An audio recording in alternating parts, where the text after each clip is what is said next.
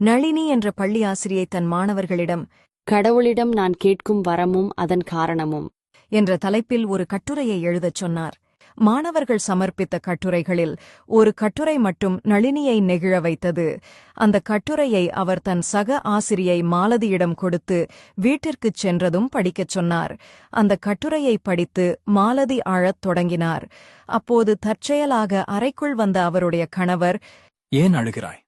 என்று கேட்க, என் சக ஆசிரியரின் மாணவி எழுதிய இந்த கட்டுரையை படித்துதான். நீங்களே படித்துப் பாருங்கள் என்றார். கணவரும் அதை படிக்கத் தொடங்கினார். கடவுளே, நீங்கள் எனக்கு வரம் தரவிருந்தால் தயவு செய்து என்னை ஒரு செல்போனாக மாற்றுங்கள். என் குடும்பத்திற்கு நான் முக்கியமானவளாக மாற வேண்டும். என் பெற்றோரின் முழு கவனமும் செல்போனில் இருப்பது போல என் மீதும் இருக்க வேண்டும். எங்க அப்பா வேலையிலிருந்து வீட்டிற்கு வரும்போது அவர் எவ்வளவு சோர்வாக இருந்தாலும் செல்போனுடன் நேரம் செலவிடுவது போல என்னுடனும் நேரம் செலவிடணும்.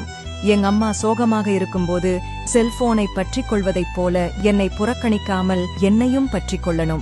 என் சகோதரர்கள் செல்போனுக்காக சண்டை போட்டுக் கொள்வதைப் போல என்னுடன் நேரம் செலவிட போட்டி போடணும். என் குடும்பத்தினர் மற்ற எல்லாவற்றையும் ஒதுக்கி வைத்துவிட்டு என்னுடன் நேரம் செலவிடணும். செல்போன் வேலை செய்யவில்லை என்றால் அதை உடனே சரி செய்கிறார்கள். அதேபோல நான் சோர்வாக இருந்தால் என்னையும் உடனே கவனிக்க வேண்டும். மொத்தத்தில் என்னை சுற்றியுள்ள அனைவரையும் நான் சந்தோஷமாக வைத்திருக்க வேண்டும். கடவுளே, நான் எதையும் அதிகமாக கேட்கவில்லை. என்னை செல்போனாக மாற்றுங்கள் போதும். இதை படித்ததும் அந்த கணவர், "ஐயோ பாவம், அந்த குழந்தை மோசமான பெற்றோர்களாக இருப்பார்கள் போலிருக்கே" என்று சொல்லி வருந்தினார். மாலதி அவரை பார்த்து, இந்த கட்டுரையை எழுதியதே நமது மகள்தான் என்றார். குழந்தைகள் நம் அன்பை உணரணுமே தவிர அதற்காக ஏங்கக்கூடாது.